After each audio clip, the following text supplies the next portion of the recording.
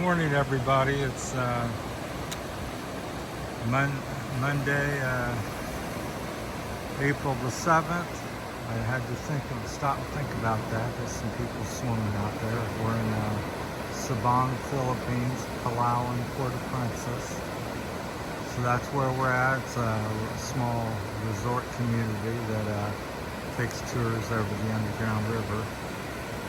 It's what it's most famous for. We're on the beach. It's about 7 o'clock in the morning here in the Philippines. A kid playing there, a couple people out in the surf. The surf's pretty mild today. I would call it light. It can often be 2 or 3 times bigger than that, but it's a mix. Every week it goes back and forth. So during 2 or 3, 4 days it's rough, and 2 or 3, 4 days it's not. So anyhow, I wanted to, as we walk along here and share the beautiful beach in the morning, talk a little bit about some of my experiences here in the Philippines and my thoughts after about 2.5 years, roughly 2 years, 5 months at this point, coming up to 2.5. So what's some of my thoughts? I think the Philippines is a beautiful country.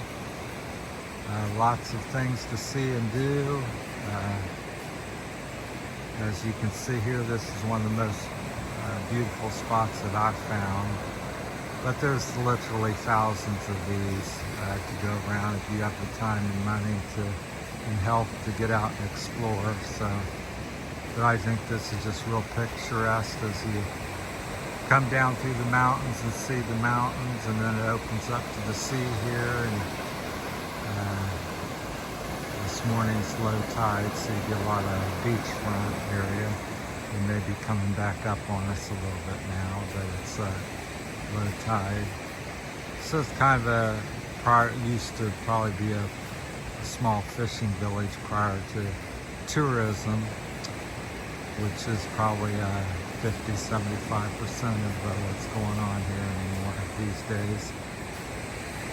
But yeah, the beautiful country, the weather's nice. If you like warm weather, you like endless summer, as I call it, you certainly have that here in the Philippines. People are pretty friendly, especially here in Palawan.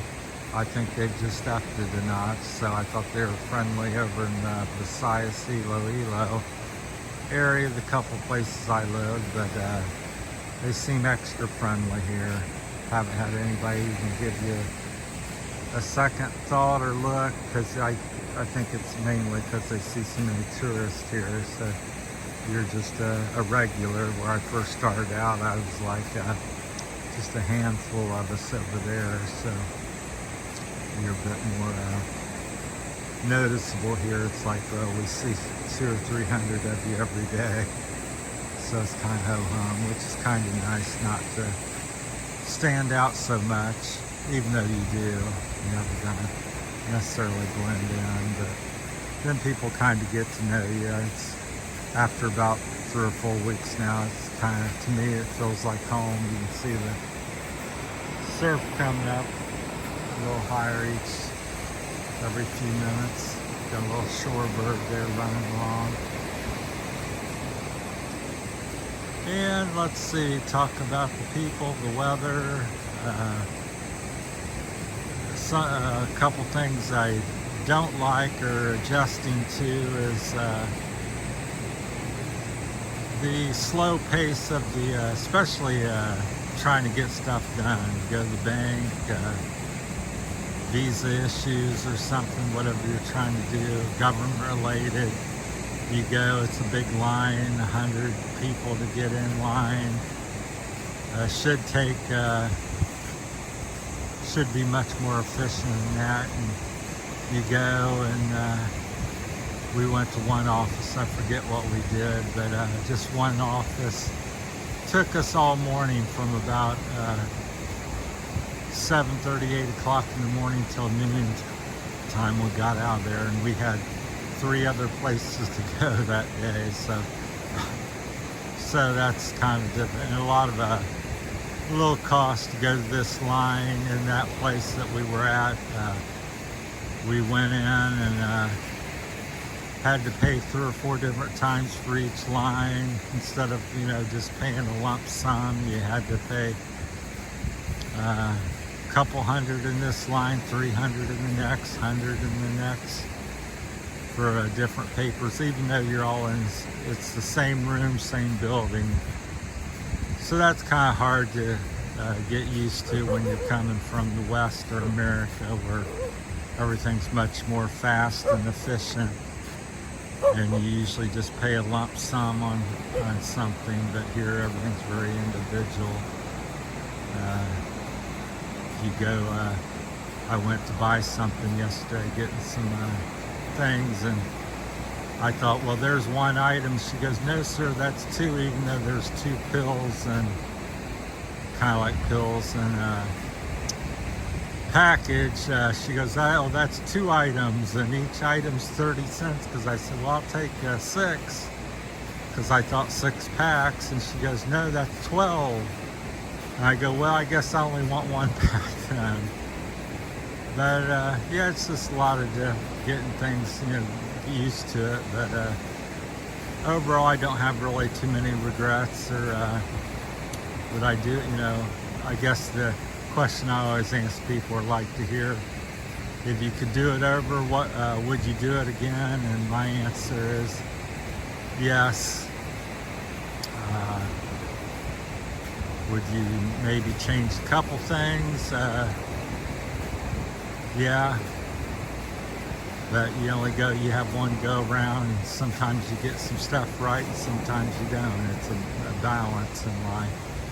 So just like living life, you do your best each day and get up, and if you've done something you need to correct, you have another day to do it, hopefully. So as long as you have life, there's time to make a change and do stuff. But yeah, just beautiful. The waves are very soothing at night.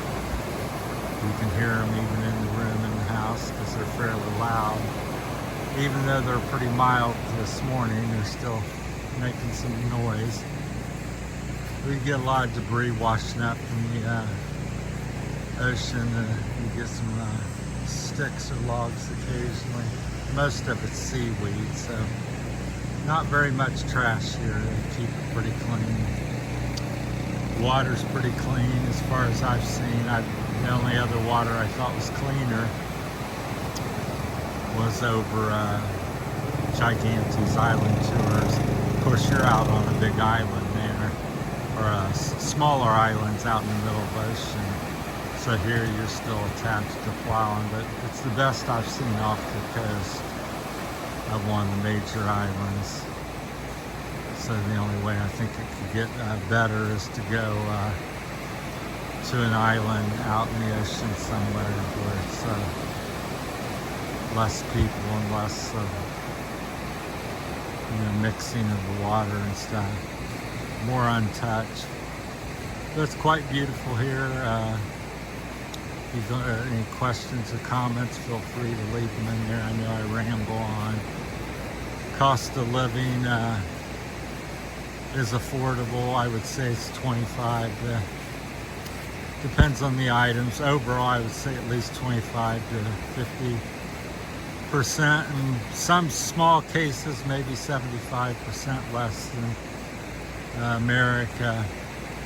But I would say a sure bet is you're going to save a minimum of 25% on most things, up to around 50%. That's at least my opinion. But it's like every other place and country you go to. If you got a big budget and you want jet skis, and gas here is expensive, electric's expensive. I think it's still, gas is probably similar to America, but the electric is, even though it's expensive for the Philippines, it's I think less expensive than America still. But it is one of the bigger tickets items. But like the Philippines, since I've been here, it's in the places I'm going, I've talked to different people. I think inflation and the price has increased some. So I think for me it's mainly because I went from the province to Iloilo to now a more touristy area, and of course things cost more. You're a tourist, and that's something, a point I want to make up to people. If you're touring, it's no big deal. You got a week or two or a month and a few pesos or dollars this way or that way. It doesn't really matter too much. But if you're trying to live here like I am, and some people do come to live here, many people do, more tourists than people living here, but coming to live. But you have to understand there's basically two types of people. That's the Dalian, I think I've said that correct, resort. There's a worker there, straightening chairs. That's one of the top places. That and the 4 Point Sheraton Hotel are both located here. This one's here, and the Sheraton's down the way there. So if you want American style or more high-end accommodations, that's definitely the place for you. But yeah, so getting back to the tourist, what happens here is, if as soon as you're a tourist, people have you as tourists, then your price is going to go up 25-50% pretty easily over everybody else. So we were talking to a police officer here in town, tourism police officer, and he goes, I said, well, I talked to the gentleman, we're all in this van riding, touring. We were just trying to get to Sabang, not necessarily touring, because we were checking out the place to see if it's livable for us. And in the van, I was talking to a guy from Australia, and he goes, well, I paid $4.50 for my ride, and he goes, yesterday I swore they said $3.50, and he says, I really don't care. I'm here a few days, and it's not that big a deal to me. I said, well, I'm trying to live here, so I said, I paid $300, and then I talked to the police officer, tourism officer, yesterday. I was at the station talking to them, and he goes, sir, you tell them you now live here, and your price should be $200.